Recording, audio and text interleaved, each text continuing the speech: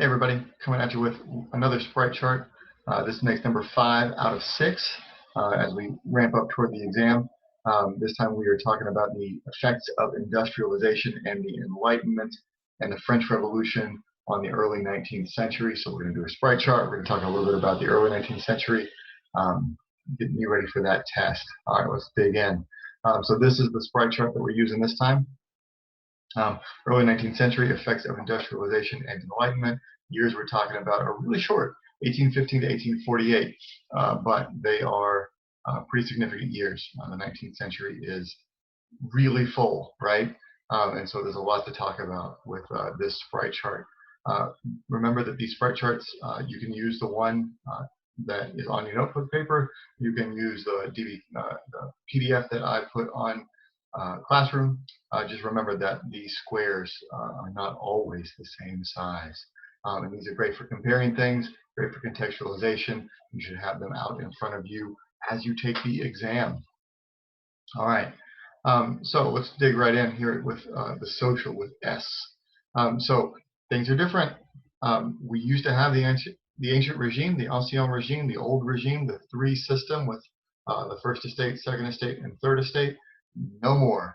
The class system is taking over and taking shape. And so instead of having first, second, and third estates, we've got the upper class, the middle classes, the working classes. And you should take some time to go back through your notes, make sure that you understand what is the difference between the upper middle class and the lower middle class and the middle class and the working classes, the lower working classes, as well as the labor aristocracy that we discussed. So the lives of these working class people generally are just terrible. This is that time period when we were talking about they're just being overworked, underpaid, and the living conditions are just absolutely terrible. This is the time of cholera.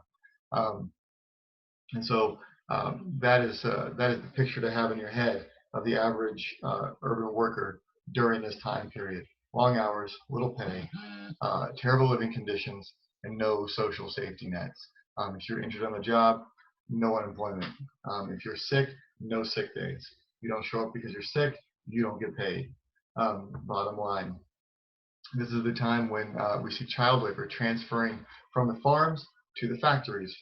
Remember that on the farms, children often would work with their families, that these hours were more or less dictated by their parents and how much their parents asked them to work and wanted them to work that day. Very different from a factory setting where the hours are set by the machine and the hours are set by the manager. So parents, remember, wanted their kids to work with them because there was nothing else for the kids to do, but it's pretty soon evident that that's just a bad idea.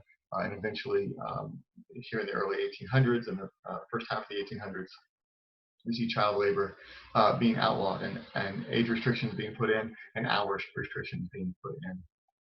And we start to see early schools being attached to factories so that parents can show up, work in the factory while their kids go to school in an adjacent room or an adjacent building to the factory. Women are by and large oppressed by the idea of social separate spheres.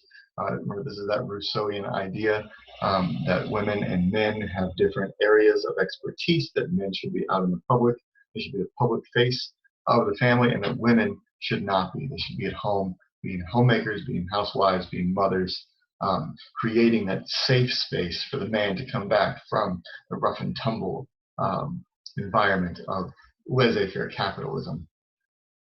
Eventually, laws are even put in place to restrict women from those higher paying jobs, but remember that that really disadvantages a lot of single women. There are a lot of single women. We are still in the middle, we're now at the end of that illegitimacy explosion that we started talking about back in 1750. That's going to last until about 1850.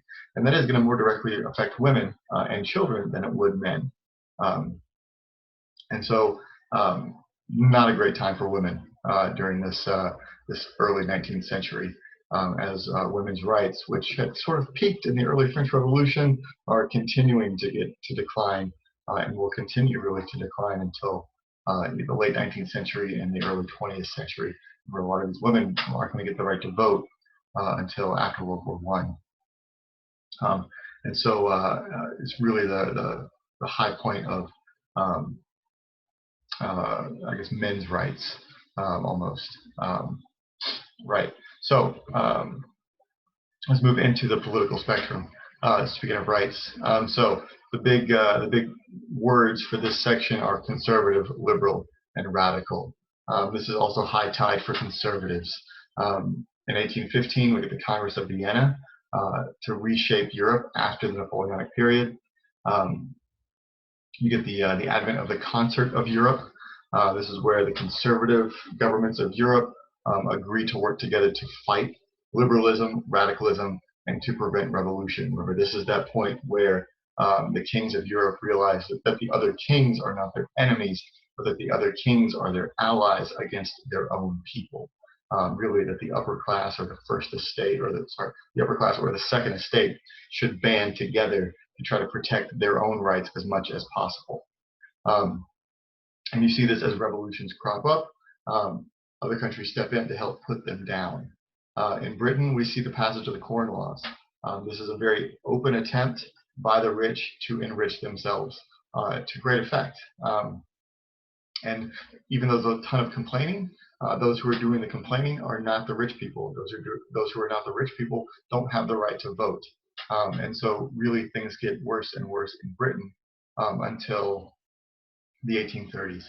There's this refusal by the upper classes to redistrict, to allow the lower classes to vote or to have some sort of say in Parliament. And the Great Reform Act of 1832 redistricts, changes a lot of that, gets rid of some of those rotten boroughs, and then Britain goes through a series of reform acts that continuously open up the electorate, eventually leading to universal manhood suffrage by the end of the 1800s. And the Corn Laws do eventually get repealed, but not until 1849. In France, we see Charles X. He's, remember, the brother of Louis XVIII, the guy who takes over after Napoleon is kicked out. Louis XVIII was a pretty forward-thinking kind of guy. Charles X is a very backward-looking sort of guy. He wants to bring back the old absolutism, the old absolute monarchies. He attempts a royalist coup that gets him kicked out of office. And there's the Revolution of 1830 that overthrows Charles, brings in Louis Philippe, the bourgeois king. And so in the 1830s, we see some corrections to the oversteps of conservatives in Britain and in France. Not so much in, say, Austria or Prussia, and definitely not in Russia. But we'll get to them on the next slide. Liberals are mostly made up of the new middle class. These are bourgeois people, people who own factories, people who own businesses, people who this would have been the group that fought the French Revolution or led the French Revolution. They want political participation for them, not for the poor people, but they want it for them. And so they talk about freedom, they talk about opening up rights, but mostly they're talking about themselves. They're not referring to your everyday working class person. They would not think that a working class man deserved the right to vote. They would think they deserve the right to vote, but not people who they saw as poorer than them. They want a free market economy, right? That's a huge benefit to them. They want to be able to do whatever they want with their business because they want to make as much money as possible. And so you've got the liberals who are at least fighting for their own rights. And then you've got the radicals. These people are way out on the fringes. They're talking about like universal manhood suffrage as early as the 1820s. They want a lot of they want to try to bring back the good parts, what they see as the good parts of the French Revolution. And so these radicals, most people don't want to talk to them. The royalists certainly don't want to talk to them. The liberals barely want to talk to them. And so they are a very small minority in the early 1900s. Now, obviously, that group is going to get bigger as we move into the late 1800s. But in the early 1800s, they're a very small, very marginalized group of people. Then you've got the socialists. Now, the socialists want the economy to benefit everybody. So it's sort of a political movement, but it's also much more an economic movement during this time period. But we'll get to socialism again here in just a little bit. The big culminating event of this is the year of 1848, right? 1848 is the year of revolutions. You see revolutions all over Europe.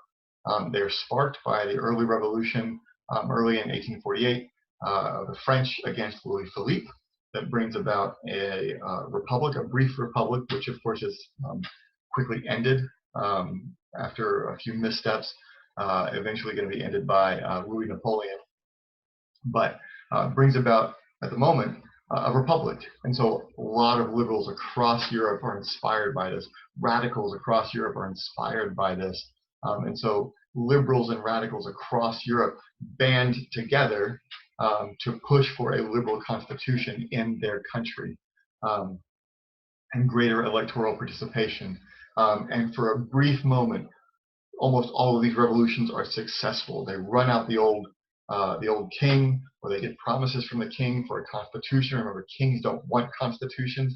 Kings want to be able to do whatever they want to do, and constitutions restrict that. But after the concessions are made, after the kings make their promises, they quickly begin to try to undermine the promises that were made. And so these constitutions are reversed, these promises are reversed, and by 1849, most of these revolutions have failed. Now, there are two countries that are big exceptions to this. I mean, you see huge uprisings in Prussia, huge uprisings in Austria. Obviously, France topples the government. You see uprisings in Italy.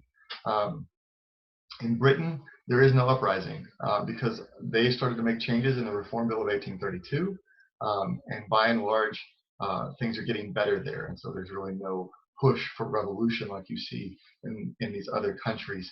Russia doesn't have a revolution because they are so repressive that the people of Russia are just really not concerned with those rights. They're mostly concerned with just trying to survive. And so you see sort of like the two extremes.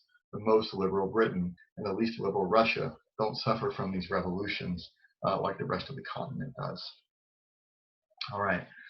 Religion experiences a big revival here. There's a big push to bring back religion during the Romantic period.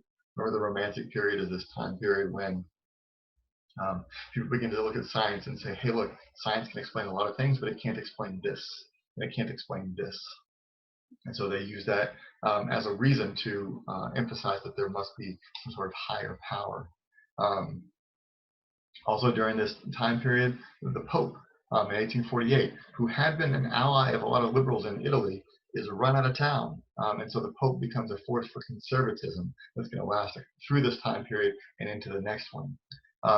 And let's not forget that religion, even though there's a revival, it's still being assaulted by the scientific community. They're still pushing for the idea that all religion is superstition, all religion are lies, and people need to move beyond that. And we start to see this idea, in things like positivism of Auguste Comte, and we're going to get to that here in just a second. As far as intellectual movements during this time period, nationalism is the big intellectual movement. Nationalism is on the rise. Really sparked by the French Revolution. The occupation of huge parts of Europe by the French gets people thinking that I don't want a French guy in charge of me. I want a Spanish guy in charge of me because I'm Spanish.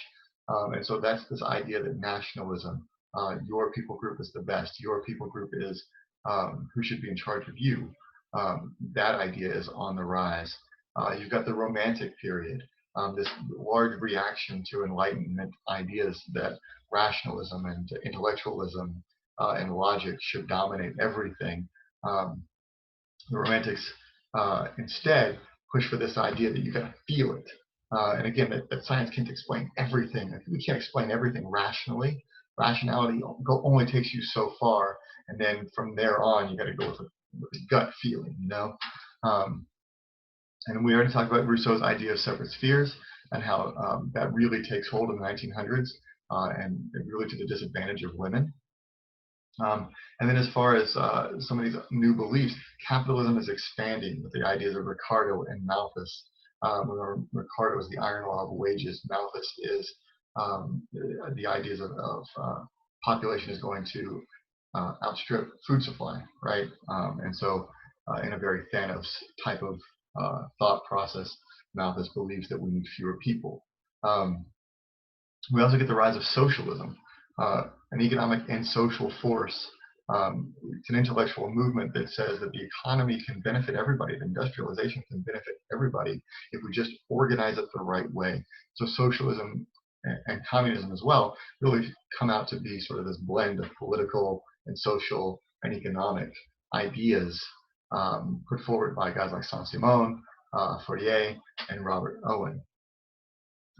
And then, of course, radical socialism, communism, Marxism. Marx and Engels published the Communist Manifesto right at the end of this period in 1848. It has no effect, by the way, on the revolutions of 1848. None of them are the result of the Communist Manifesto. It just happened to be published at the same time. Technologically speaking, the Industrial Revolution is really picking up. People's lives are starting to really speed up. Railroads are being constructed. This is the great age of railroads, as mile after mile after mile of track is laid, which, of course, as we talked about in class, is not just a result of industrialization, but it also fuels industrialization. So railroads are really one of these positive feedback loops that the more railroads you build, the more is demanded from industrial output, but the more you build, the more you can build with industrial output. And so it's one of those big infrastructure investments that leads to a positive feedback loop. Steamboats are to a certain extent the same. More powerful boats going upstream, going downstream, going across oceans. Steam-powered factories are spreading, which means that we're making more stuff.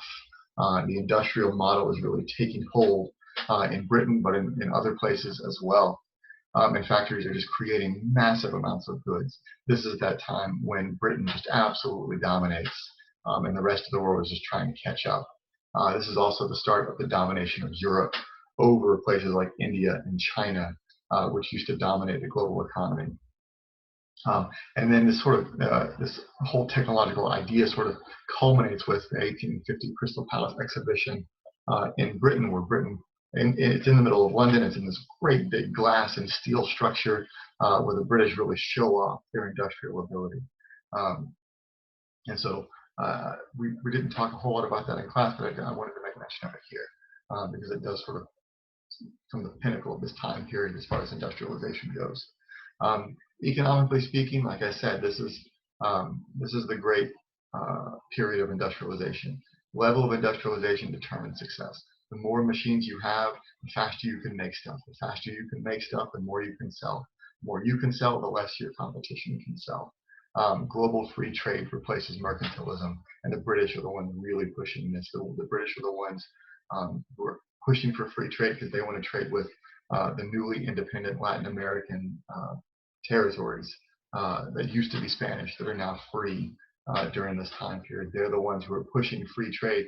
Remember the Opium Wars that they fight against the Chinese occurred during this time period where the British are pushing for this idea of free trade because they want to be able to push drugs on the Chinese, right? We also start to see serfdom going the way of the dodo. Serfdom was abolished in Austria and Prussia by 1848, and in Russia very late in 1861, so that's in the next period. But that creates that mobile workforce that can now move away from the farms if they want to, into the towns, into the cities, and provide the workforce for those factories that are being built now in those areas. I remember especially in Germany. This is also, and I didn't write this, and I really should have written down the Zollverein.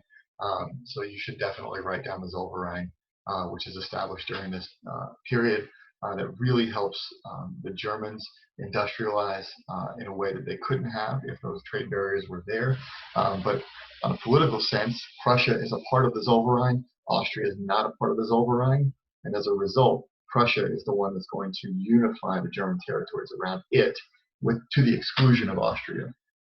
And so the Zollverein, put the Zollverein in the SPRITE chart, please. And then, by and large, these laissez-faire ideas dominate European attitudes toward workers, toward pollution, toward minority groups, toward overseas empires. And what that means is, again, laissez-faire is just free trade. There should not be any restrictions on business according to laissez-faire economics. And so as far as the workers go, pay them as little as you can is what laissez-faire says. Don't take care of them. That's not your problem is what laissez-faire says. As far as pollution goes, laissez-faire says no restrictions on government. sorry, not on government, on businesses. So businesses should be able to pollute as much as they want. There shouldn't be any of these regulations saying that the water around a factory needs to remain clean. You want to pump smoke into the air and make smog and destroy everybody's lungs? Not a problem. That's laissez-faire idealism. Toward minority groups, groups like women, groups like the Irish in Britain, groups like the Jews. Again, laissez-faire economics says if they want a better life, they should get a better life for themselves. They should fight for it for themselves. It's not your problem. And then finally, the overseas empires. The British in particular, with things like the Opium Wars, things like the exploitative laws that they forced the rulers of India to pass to restrict Indian economics in favor of imported British goods. Again, they would say, if these people want a better life, then they should get a better government. That's laissez-faire economics. That's the laissez-faire attitude. And it, by and large, begins to dominate the European mindset during this time period. Now that's going to change because you can't treat people that way indefinitely. But today, or at the moment, in 1815 to 1848, this is how it looks. All right, I think that brings us to the end of the SPRITE chart. You bet. So if you have any questions, let me know. Remember your exam. It's going to be May 13th at 4 p.m. In the meantime, take care of yourself. Wash your hands. Send me songs. Send me memes. And again, if you have any questions, let me know, and I'll do my best to answer them as soon as I can. Stay safe, and I hope I'll see you soon. Bye.